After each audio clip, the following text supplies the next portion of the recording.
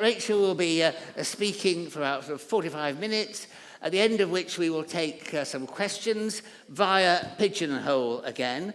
Now, the Pigeonhole address is pigeonhole.at. The same password prayer, that's pigeonhole.at, password prayer. And if you click on the afternoon session rather than the morning session, your question will land in the right place. Rachel, welcome.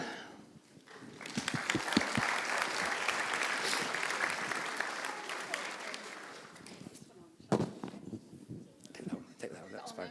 Let's just have the one that's on. Let's just do simple, shall we? Keep it simple. Great, thank you. Thank you so much for the privilege of being here and with you this afternoon.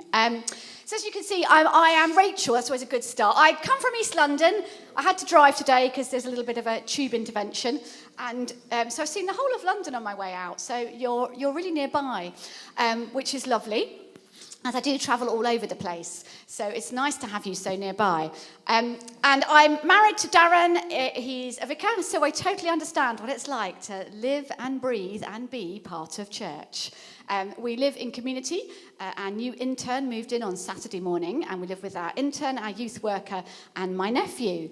So it's always very entertaining on any given day. So we've lived in community for some time. We actually, part of working particularly with a generation who love authenticity is that if they can see our lives, then they know that what we say is what we are. So we've always live with lots of other people, quite entertaining in itself. That's not what we're here to talk about. But if you want another talk on living in community, we're the people to come to. And I've been a passionate evangelist all my life. I was brought up in a denomination called the Brethren, and I just always loved Jesus. He was my best friend, and it made sense to me that my best friend would be everybody else's. And it hasn't really changed. My sister said, you haven't really changed much, have you? You're just doing the same thing. It's just that there's a few more people in the club. I'm like, yes. So the first ever thing I did the CC Club, and then I did the Our Faith Club, and we met in a chicken shed. There was no chickens in it.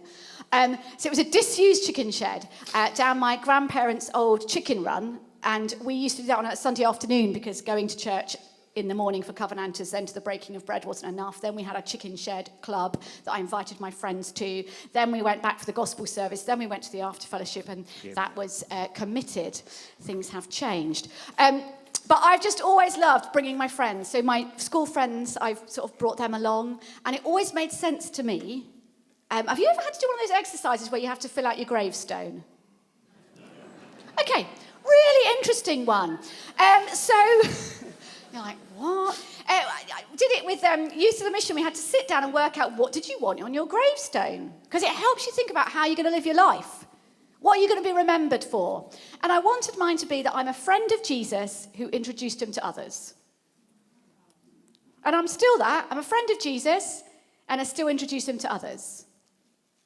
And it's quite helpful, because if you know what you want on your gravestone, then you can live with that clarity. Can't you? So if you've not thought about it, it's a great exercise. So I'm still a friend of Jesus, and I want other people to come and be his friend, and that's really what we do. You'll be thrilled to know I had the same passage as what Pete just made us do Lectio Divina with. Isn't that amazing? I speak on it loads, and that is, again, Matthew 9. But there is nothing wrong with repeats, because we might just hear something. When he saw the crowds, he had compassion on them because they were harassed and helpless, like sheep without a shepherd. And then he said to his disciples, the harvest is, but the workers are few. Ask the Lord of the harvest, therefore, to send out workers into his harvest field. That's what we're all about. That's what we're all about here today. We've heard from Pete, so don't need to do as much on helping you realise that the harvest is really plentiful. It's right now. Can you imagine how exciting it is, like, that we're alive now? Honestly, you're in ministry at a really amazing moment. You're involved with your church at a really amazing moment because God is doing something. Kind of in spite of us, I often feel. He's doing what he does because he's the same God yesterday, today, and forever. And he just loves everyone and he wants them in the family. And he's out there bringing people into that family. And it's an amazing moment for us to be doing what we're doing.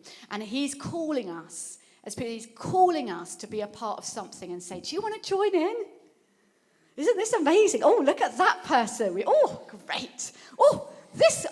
Amazing. He just wants us to be joining in with what he's doing, transforming people's lives, which he's always done from the beginning of time and always will do, and bringing them into the great family of God. Now, another love of mine with evangelism is research. So we did something called Talking Jesus back in 22, which probably predicted some of these curves, but we didn't quite see it as fully as we've seen in the Quiet Revival. That helped us see, if you like, the state of faith in the nation right now, and helped us see just the numbers of people who were all different things, like whether they're a Christian. I think that's a slide that we'll have up. I don't know if that's happening, or do I need to do something? Oh, interesting. I don't know. It's on my screen. That's no help to you. Do I need to do something? Anyway, don't worry. Whilst we're doing that, we can tell you other things. So basically, did any of you read any census headlines when the census came out? The media weren't being quite as positive to us on that day, were they? Can you remember what the doom and gloom was? Yeah, less than 50%. You were like, well, I knew that already. Any of you, was that a surprise for any of you? Wasn't a surprise, was it? About 48% of the population in the UK are Christians. So you're like, what is all this news about Quiet Revival? But what it is that we're moving. It is slow, but it is making positive increments. So since we did this research in 2022, going to go to the next slide, we saw in that research that about 6% of the UK were people who are practicing Christians. They regularly go to church, they pray and read their Bibles. Yay! 6%. You're like, you've made that look a little bit small. But that's okay, because they're a solid group and they're your committed core, and they are equal across all generations, and now currently growing in a younger generation. And since we did that research, I went into the Quiet Revival stats and broke out what that group would be today. It's 7%. So we've had a 1% growth in committed followers of Jesus in a very short space of time. So that number equates to like Glasgow. So the number of people in Glasgow have come and decided to follow Jesus and are committed to him. And as we were hearing earlier from Pete, they're particularly amongst the younger generations, and many of them are young men. That is exciting good news. Because if we'd said we're expecting the number of people that are in Glasgow to come to faith over that very short period of time, you'd have probably thought, how's that going to happen? She's a raving enthusiast, but how's that going to happen? It's exciting, isn't it? But what I love about this is, we've had other kind of movements, shall I say, and we've all had to either get on aeroplanes or drive somewhere to try to get in on what God's doing. Isn't this joyous? This is completely the reverse. You don't have to get in an aeroplane. You don't have to go anywhere. Because this is just as likely to happen where you are. And we've been hearing it in lunch. How many of you over lunch heard somebody go, well, yeah, that's interesting. Do you know what? So-and-so, this has happened in our church.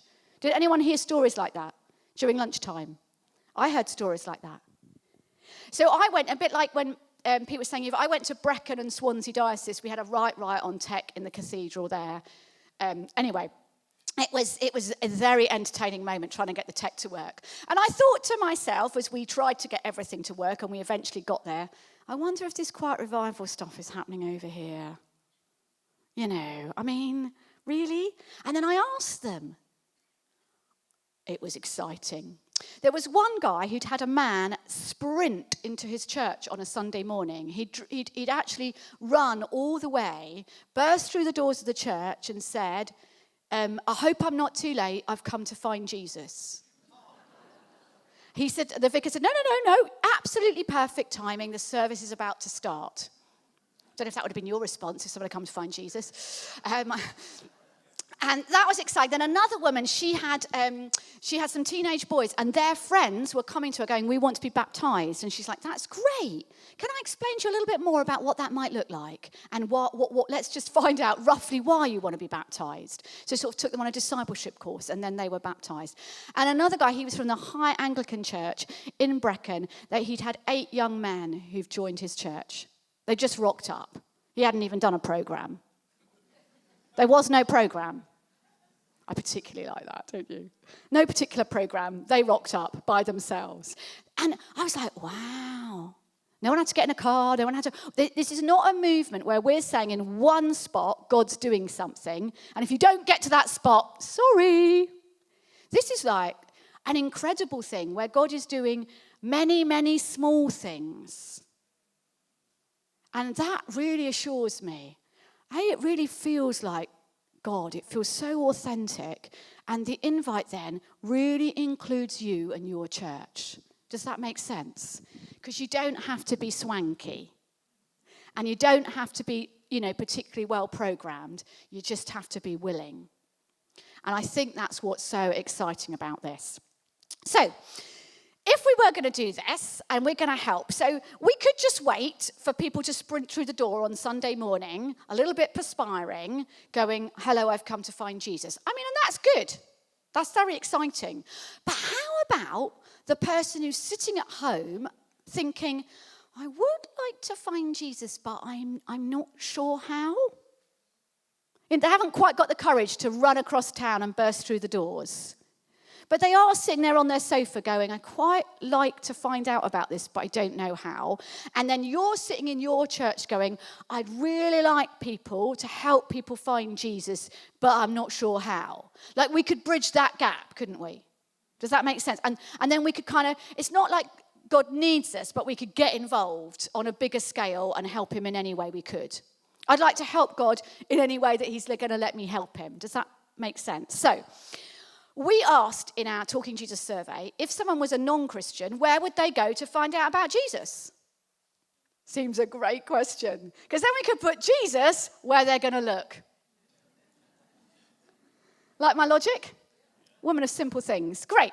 So we asked 2 different categories. First of all, we asked the people who are non-Christian. So these are the people who they said they were atheists, they said they were agnostic, they said they were of another faith. And we asked this group, where would they go to find out about Jesus? Where would you go to find out about the weather today? Where would you go to find out about which restaurant to eat in? We could go on and on and on. It's really obvious. Where would a non-Christian go to find out about Jesus? Yeah. So it's really number 1. You want to help people find Jesus. Please make sure that your church and what you're up to is really clearly signposting the place they're going to look. Online. And make sure that if they were coming to find Jesus, they wouldn't just find what's on, but they'd have that strong sense that you are welcoming them to come on a journey to find Jesus. Does that make sense? And you know what Pete was saying? The particular younger generation, they don't necessarily need to do 13 craft activities before they find out about Jesus.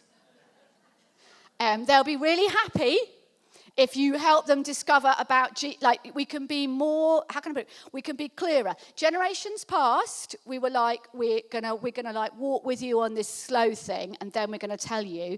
There is something really authentic. If you hear about Jesus, that's what I'm looking about. I'm looking about faith. I've got questions about spirituality. Can I find answers to that on your website?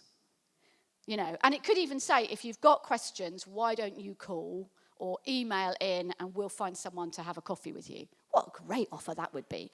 I know one church that put up little stories of people who've come to faith, or people, just testimonies of people in the church. And then people came to the church looking for Bob because they'd seen Bob's story online. And their story was a bit like Bob's story. And so they saw Bob's story and thought, well, I'll come and find. And they literally came to the church, I'm looking for Bob. And they're like, I'm sorry?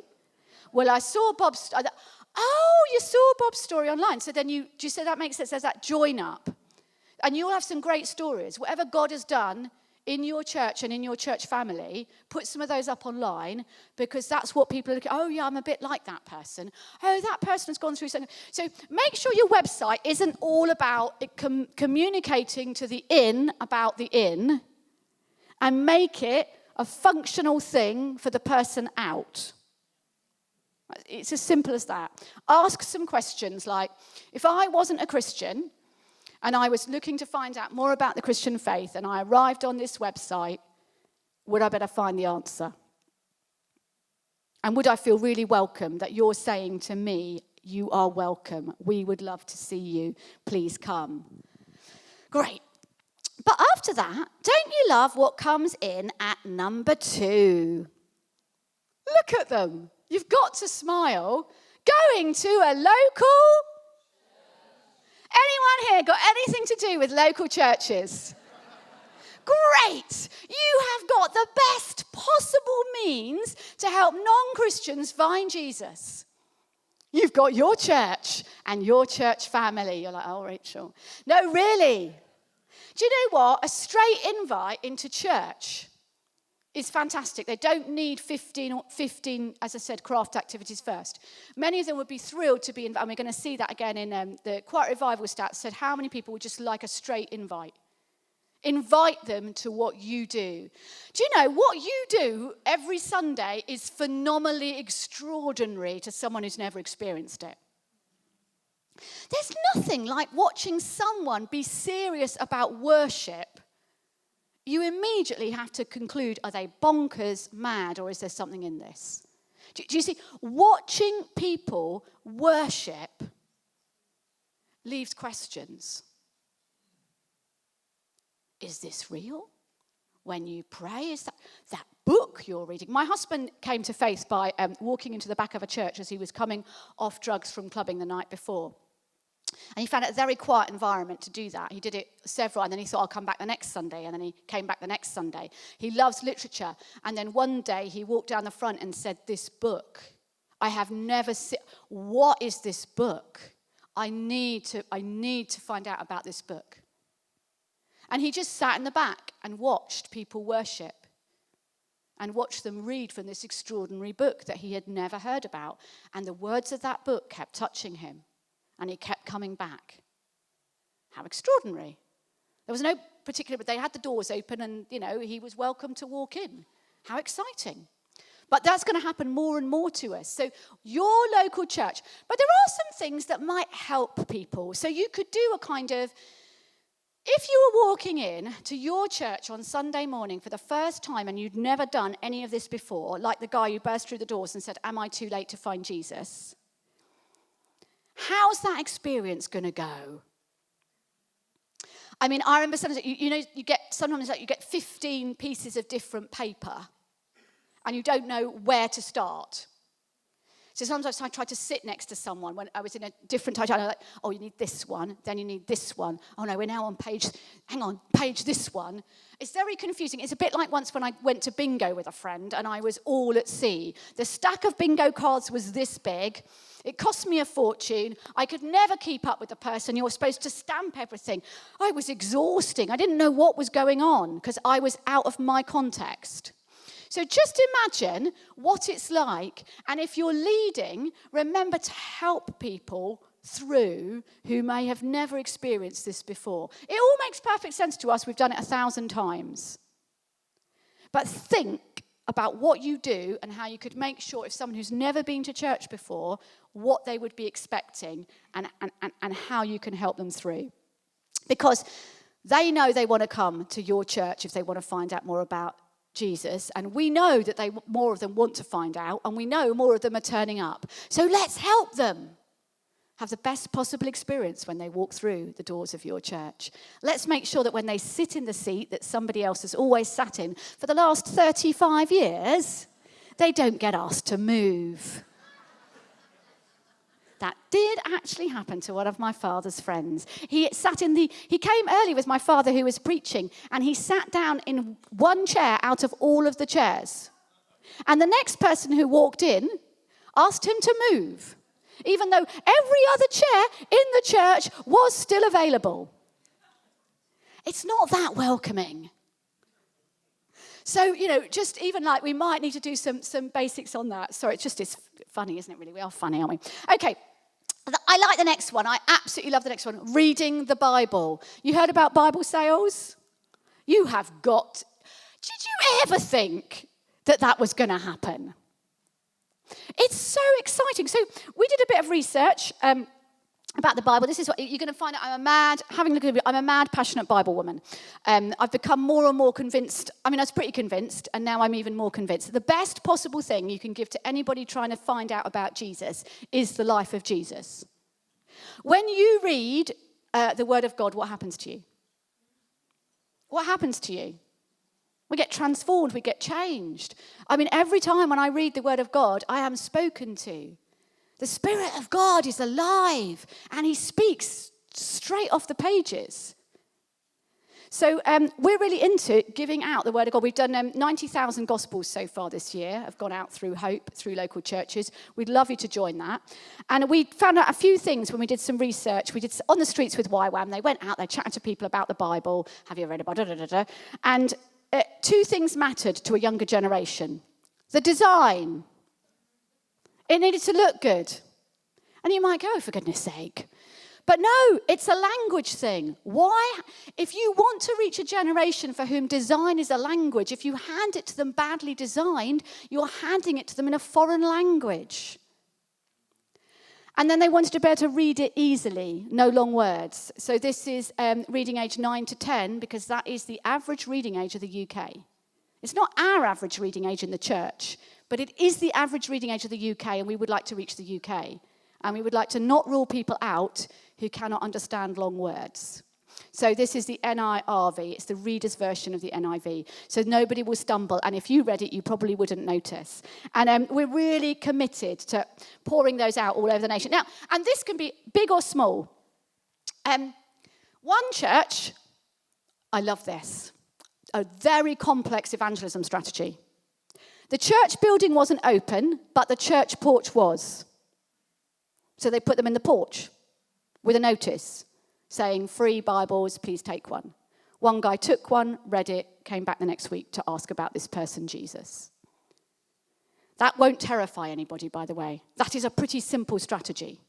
Do you see? We haven't got to try too hard, because if people are looking, where else could you leave them? Like, could we litter the world so that everybody searching can find one? So if you've got an open church buildings are an amazing tool for evangelism. Now, honestly, thank the Lord right now for our beautiful buildings. They are an invitation to the spiritual. Put some of these in. A pop-up banner is £21. Pop-up banner, please take one of these, find out more about Jesus. It's as simple as that. Pop them in your cafe, pop them wherever you can so that people can meet and find Jesus. And then we'll look, there's a whole, if you really want, like what we do is we have a Bible table out on the street. So there's a whole level you can engage. You can give it to a friend, you can have it in an open porch, you can pop it in an open church building. We're going to work with Brecon and Swansea to create a Brecon and Swansea one for every open church. So we can take the photos out, put in photos of Wales, and then they can have those right across all their open churches with a banner that explains you can take one of these and you can meet Jesus. It's quite easy, really, isn't it? Think about it. It's a tweak. We've got a building open. When they come into the building, can they find a next step to meet Jesus? Or you can go out on the streets like we've been doing in our church, stand there with a table and tell people about Jesus. But we might look at that in a bit. Great. So, Google, local churches, the Bible. You've got to love it. The next slide is when we asked people who were non-practicing Christians. So about half the population are Christian, but they're not all really with us all the time. But they've got some allegiance to us. Look at where they'd go. Number one, people, where would they go to find out more? Church. Is that not staggering? They'd come and find you. So they would come to you, and you would love them to come to you. And again, what could we do just to make that invite easier and closer? And they would read the Bible. This is not actually rocket science. I think at the moment, we haven't got to do anything too complicated to join in with what God is doing. We can keep it simple. We can pray that people walk in through the doors of your church, but also we can invite them. What key moments do we have where people come? And then, we have loads of them. And you know they're going to come at Christmas. And you know they're going to come at Easter. And you're like, Rachel, we know that. But this year, because more people are searching, even more people are going to come. And when they come, what is the next invite? And how are we going to help them more to find Jesus? So we work to create this little gospel. This is a Gospel of John we created for the 80th anniversary of World War II. Do any of you do remembrance services? Do you have in the cadets and a whole numerous people that don't normally come? Please make sure they take away something that is they can find out about Jesus. It's as simple as that. It's got beautiful stories in the front. Amazing stories from Christians from World War II, and it's an invite for them to read. And if they don't like reading, there's a QR code and they can watch the life of Jesus. Through the Lumo films, if you haven't seen those, they're amazing. They're as well filmed as Chosen, but they are they're less interpretive, shall we say. They're a straight record of the NIV, so people can watch the life of Jesus. How exciting. So you're giving them an invite into following and taking a next step by themselves. This Christmas, we're doing a beautifully illustrated Gospel of Luke. It's the next slide. And it's got 12 original. We've got an amazing designer who's done these most beautiful drawings. It's got, again, it will be pocket-sized gift. Everybody at your carol service can take away a Gospel of Luke, and then they are being invited to find Jesus further, take a next step, read the life of Jesus, or again, watch the life of Jesus, whichever they would prefer. What we're doing is tweaking what we already do. Does that make sense? So in a time when God is on the move and we know people are going to come, they're all telling us they would read the Bible. So we're giving them we're not actually going to, they can start in Genesis, but that could take a bit more explanation. So why don't we help them to start with the life of Jesus and meet him in those pages? How about Easter? I love this one. This is the stat that caused the most confusion when we originally did these statistics. 16% of the UK population believe word for word that Jesus rose from the dead. Isn't that amazing? That's a bit of a shock, isn't it? And do you know what? 29% believe to some degree. I'm not sure which bit. It's hard to half believe it, partially believe it, who knows? But they believe to some degree. Isn't that interesting? Now, who would like to have a chat with someone in the 29% group? Well, what do you believe? What do you think about life after death? Do you know where you're going when you die? Have you any of these thoughts? Because people are thinking these thoughts. Why don't we have a go at answering those thoughts? So we created a live, which I know some of you have done here. It's a film series on the resurrection encounters of Jesus. This is a newspaper that helps you advertise about it. A film series on the resurrection encounters of Jesus that you can invite people to as you come out of your Easter services. So you do Easter, and then you ask people in to explore and encounter the risen Jesus for themselves. And it's targeted at that 29%. Why not? We know they're there. We know they're asking those questions. So why not ask them? And you can use the branding with or without the trendy person. If the trendy person suits your context, keep trendy person. If trendy person does not suit your context, remove trendy person. Not a problem. We like to cater across the board, so you can go either way, depending on who you're... and there's an amazing Encounters youth series that was done by The Way UK, who are probably the biggest... Can I call them the biggest online youth group? They've got millions of followers and online, and they work with young people online, and they did the youth series of Encounters. Again, great in schools. And I would say remembrance, if you do something in schools, that works really well. If you're going into schools at Christmas, that works really well. Oh, and I nearly forgot Halloween. I promised Halloween earlier, didn't I? Look, isn't that cute? I am the person, and all this is using the things we're already doing. So at the moment, we're just talking about tweaking what we already do and making it more effective. Okay? We're tweaking remembrance, Christmas, Easter, Halloween, All Saints, and we're making it more effective. because they're already in your calendar. So you haven't got to start a new program. You're just tweaking what you already do. But if you've got children around who come to your door, why don't you give them the opportunity with a few, pop it up, pack it with some sweeties, hand it out, and then they've got an opportunity of going further. How exciting is that? Not difficult. Great idea. We loved it when Spring Harvest came up with that one. I'm like, yes, we'll do those with you.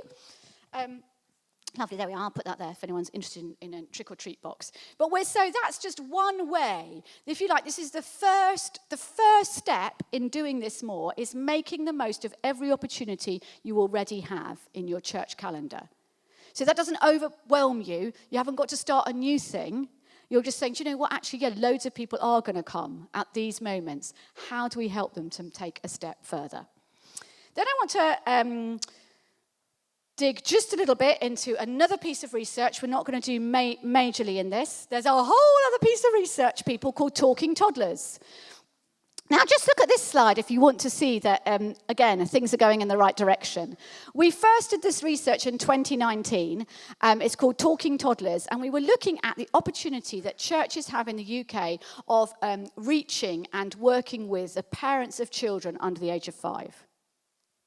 We currently have an 80% reach. Can I just say that again? We have an 80% reach to every parent and every child under the age of 5 in the UK. You're like, go do the research again. It's staggering. I expect many of you run a toddler group or something similar. Do you know what? You're my absolute heroes and heroines if you were part of toddler group ministry. You're on the front line. You're doing a staggeringly good work, and I am so excited. We run a network with the EA that just supports toddler group leaders. And sometimes when we've said thank you, they've cried because no one ever thanked them. Some people have done this year in, year out, because it's been their calling, and no one ever thanked them. They're doing something phenomenal. Because if we help every child under the age of 5 in the UK to pray, they're going to grow up differently. And the parents who are coming along to these toddler groups, the whole research is coming out soon. But when there's been growth in them thinking that it's their church. They have a now much higher recognition of it being their church. Do you know 60% of the UK population think that it's really important that children learn Bible stories? So when you're in there using the Bible as key stories, so we produced, where's Noah's Ark? We've gone with the Happy Land Entertainer toys. We've got a whole series of stories, animations, and songs for people who are under the age of 5 to help them to meet Jesus, because it's so important and so exciting. And do you know what? The parents, when they're there, they came to the church toddler group, most of them because they wanted spiritual help with their child. It's a big moment. They've given birth, and they're like, I need to know more. I need to help. Oh, I'll tell you a train story. So I'm on the train, and I'm going from one place to another place, one festival to another place, and I've got a suitcase with things like that in it, resourcing suitcase. And I'm actually quite tired because I didn't get much sleep at the last festival, so where I was. And I'm off to another one, and I'm like, oh, I'm really tired. And do you know what? Onto the train comes a family with a small child. And I'm quite tired. I'm like, oh, I need paracetamol and coffee. This isn't good. And the child is really noisy. Tinkerbell, shall we call her?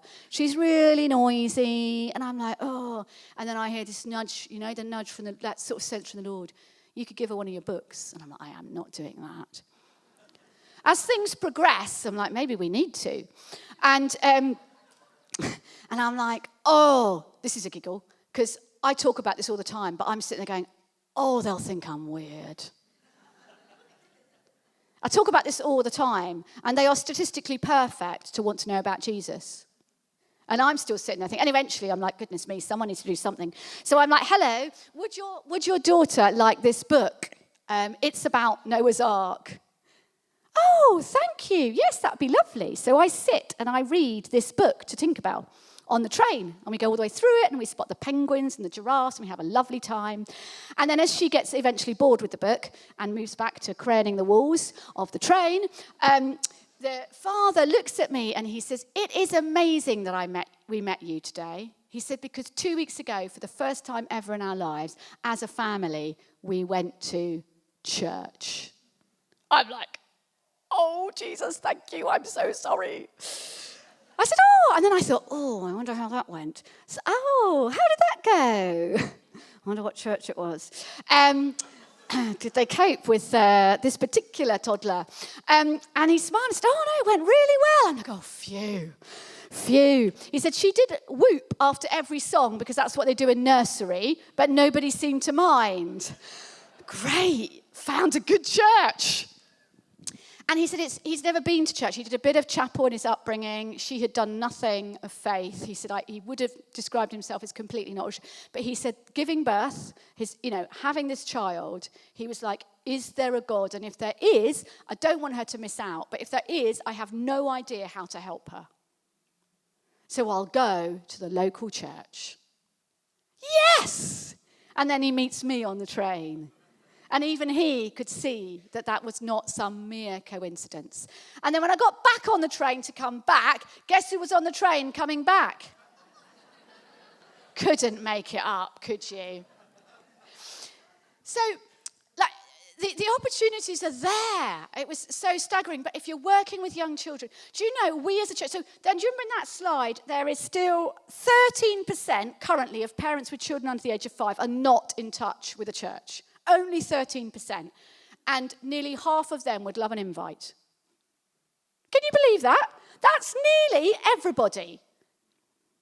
That's nearly everybody of that type of person, for want of a better description, that demographic who would love to be in contact with a church. So there's half of them who still want an invite. Their problem was they don't know anybody who's a Christian. But they said they'd be really happy with a leaflet through the door. I love it. They'd be really happy if you dropped a leaflet through the door. Anybody got any ability to drop a leaflet through a door? Can you see this is not that difficult, people? They're waiting. And they said the only things that we're worried about, would they be really welcome and would their child fit in? Well, I think we can guarantee that they would be welcome and their child would fit in. So we could drop a leaflet through the door. It's hilarious, isn't it? I love it. So they're sitting there, they'd love a leaflet. The next slide just shows me there, so that's 53% of the non-Christians know a practicing Christian.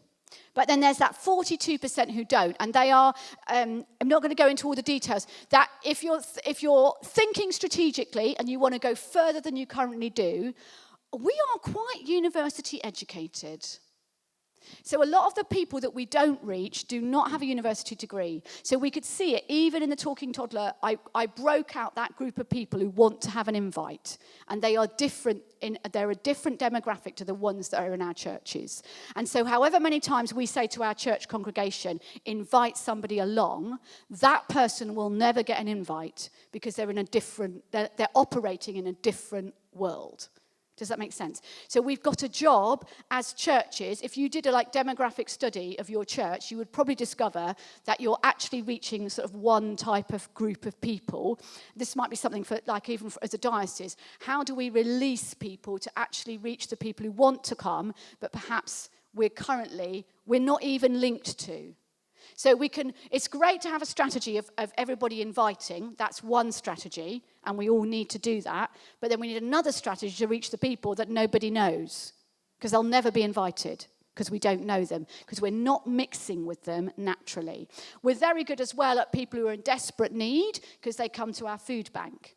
But there's a whole swathe of the UK population that we're not reaching, because they're not in our natural world, where we're naturally socialising as church, and they're not in need of our help. But that's probably for the diocesan strategy team. You can crack that one later and then give us the answer. Fabulous. But when we're working with the ones that we know, this is really exciting. Next slide, we can have a conversation with them. And when we have a conversation, so we're talking to somebody who doesn't yet know Jesus, these are non-Christians, they're the furthest away. 33% of those people after the conversation wanted to know more about Jesus.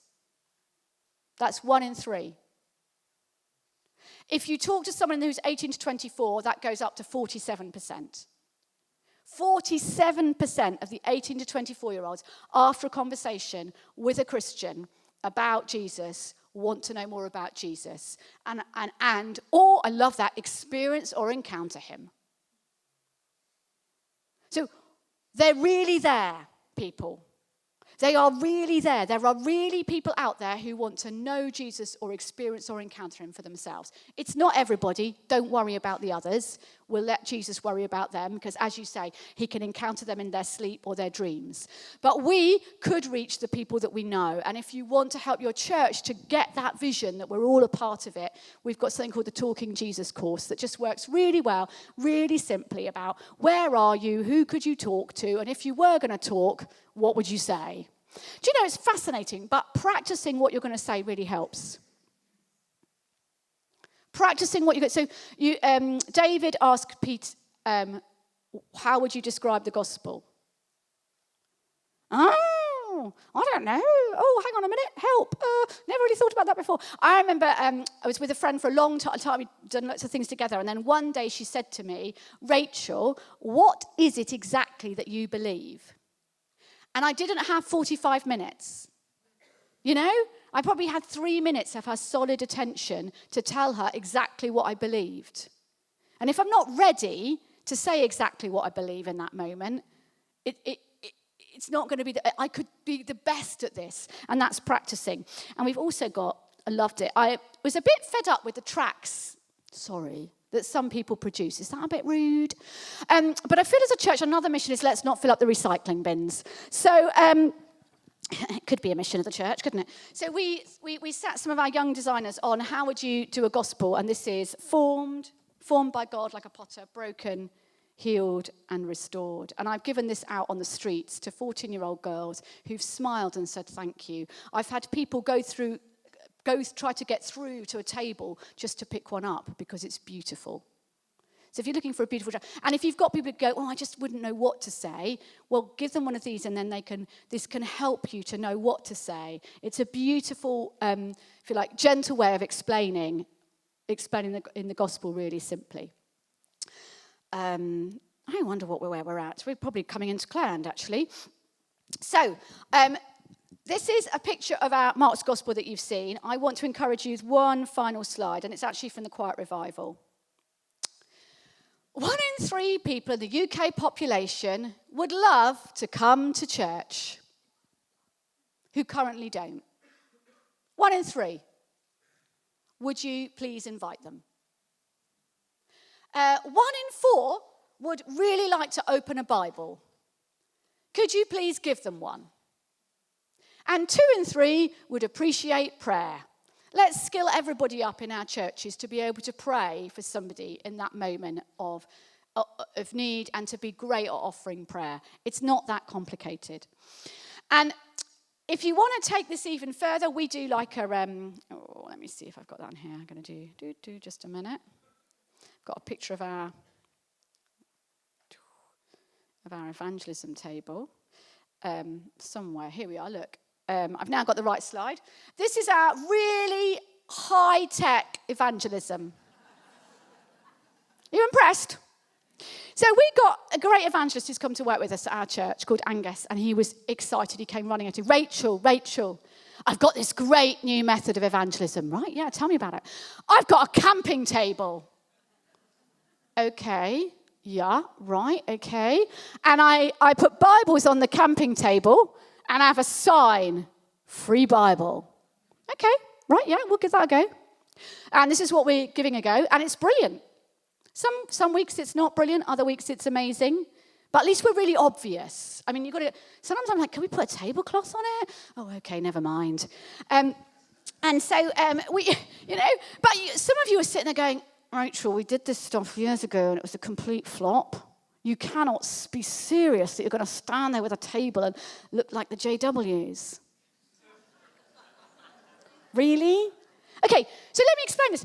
The generation who are hungry have never seen this because we quit doing it. So they like this. They're like, oh, I know what that is. That's a Bible and someone who will talk to me about the Bible. So on a really busy Sunday when everything was a bit manic, and I said, I really haven't, I love doing this. I love it. P.S. If you did this in your 20s and you were out there with YWAM or something like that and you've got out of the practice, please get back into the practice because right now is the moment. We need to do it again. And if you're a church, you go, oh, yeah, I used to do that. I haven't done this for a long time. I don't know, David's going to start a team or something, aren't you, David? And we're going to go out in Guildford, and you can come and join us. And then you'll recatch the bug of talking to people in the streets. And once you catch it again, you won't stop. Because we should never have forgotten it. And now, right now, there's a whole generation who want to meet Jesus, and they may not walk through the doors of the church. So why can't we just stand in the middle of the town and be obvious, and then they can find us? And not everybody wants to know. Some of them are going to walk past. They walked past in Jesus' day. But some of them are going to stop, and they're going to find Jesus because you stood out in the street. You're not going to die. You're not going to be persecuted. It's fine. Trust me, I'm doing this on a regular basis. So one really busy Sunday, pastoral meeting, this, that, couldn't really get there. And then I get to the Bible table, and I'm like, oh, I'm here. I'm like, oh, it's not been a good afternoon, and we're packing up. Oh, please don't pack up. I've only just got here. Could you just stay for a little bit with me? Oh, all right, yeah, okay. So anyway, I'm out there, and I stop this guy in the street, and I'm chat away to him, and give him one of these and say, oh, you could come along to church at 5. We've got church on at 5 o'clock, blah, blah, blah. Oh, and then actually, why don't you meet Izzy? So then he went and chatted to Izzy. And, oh, why don't you meet? He met 3 of us in the end by standing outside. So unbeknown to me, he comes back to the 5 o'clock. I see him leaving the 5 o'clock. He's got one of these under his arm and a whole big Bible. I'm like, goodness me, he's collecting them today. And then I discover in the prayer chat that he gave his life to Jesus in the 5 o'clock service. Because I stood in the street and I stopped him. And he boulders over to me the next week and he's like, Rachel, thank you for stopping me in the street. Didn't hurt me, didn't really cost me anything. But I tell you what, he's coming to glory with me. I mean, he even made it to Focus. That was entertaining enough. But do you know what I mean? But he's coming to glory with me. What are you going to take? What are you going to take to eternity? What are you going to take with you? What's going on your gravestone? One thing matters. One thing matters. And right now is the moment. Honestly, it's the moment. Don't miss the moment. Planning or sharpening the pencils or folding the paper up. And sometimes we have other great ideas of what we could do on the street. And then we're like, let's just get on with the one that's really obvious. We could do this, we could do that, we could do 1,000 funky things. Why don't we just stand there as Christians and be available to talk to people, pray for them, do whatever, but at least we're there and give them a life for Jesus. It's not complicated. Final story. There's a lady, and some of you will have heard this if you've heard me before, but I love this story because it compels me every time. I work with Biblica. I'm off to see them. They work right across giving out Bibles. And they had somebody they kept sending Bibles to. And they're like, how is she doing this? So if you had an evangelism team, what would be some of the criteria you might put down? Anyway, this lovely old lady, she can hardly see. One might think that could be a problem. Then she can hardly hear. And finally, she struggles to walk. Is she looking like potential for the evangelism team of the day? Anyway, so they were like, how are you actually giving out Bibles, dear? Oh, don't worry, I have a plan. I have a shopping bag. Every morning, I put my Bibles in my shopping bag. Oh, as many as I can carry. And then I shuffle to the bus stop. And then I get on the bus, halfway down the bus, between where the women's section ends and the man's section begins. And I sit down on the bus. And I get out my book, and I'm like, oh, great, my book. I love it. Oh. And I look at, oh, hello, excuse me, to a young girl next to me. Would you mind? I can't really see what's in my book. Could you read it to me? And the girl goes, oh, yes. They went out and they preached that people should turn away from their sins. They drove out. Oh, yeah, that's lovely. It's just like, I'm a bit hard of hearing. So could you please speak up a bit? Oh, yes, okay. They drove out many demons. They poured olive oil on many ill people and healed them. Off she goes. And then other people on the bus is like, what's that? What's that? What's that book? What's that book? Oh, it's called the Bible. Never heard of that. Have you got, yeah, actually, just as it happens, in my shopping bag, would you like a copy? And she hands them out on the bus. And when the bag's empty, she goes home. I mean, simple really, isn't it? But you know what? If they catch her, they'll kill her. They'll kill her. She's in Iran. We're in Britain. She's in Iran. They will take her life. But she's willing to stake her life because Jesus gave up his life. What is it going to cost you? It might be a little bit inconvenient. Worst case scenario could be somewhat embarrassing. Worst case scenario. Hey, but the love of Christ should compel us. Let me end with this final slide. I want to read this one. Yeah. For Christ's love compels us because we are convinced that one died for all and therefore all died. And he died for all. That those who live should no longer live for themselves, but for him who died for them and was raised again. Who are we living for? And all this is from God, who reconciled us to himself through Christ and gave us the ministry of reconciliation. That God was reconciling the world to himself in Christ, not counting people's sins against them. And he has committed to us the message of reconciliation. We are therefore Christ's ambassadors, as though God were making his appeal through us. I tell you, now is the time of God's favor. And now is the day of salvation. Are we going to do this? Are we going to let this one slip past us? Or are we going to get involved and be part of this extraordinary moment of bringing home the prodigals? I want to be in. I want to be in. I want many more people to come with me into the throne room of Jesus because I stepped out. Do you want to be in? I'm going to do something completely different. Can we stand if you're able for a minute?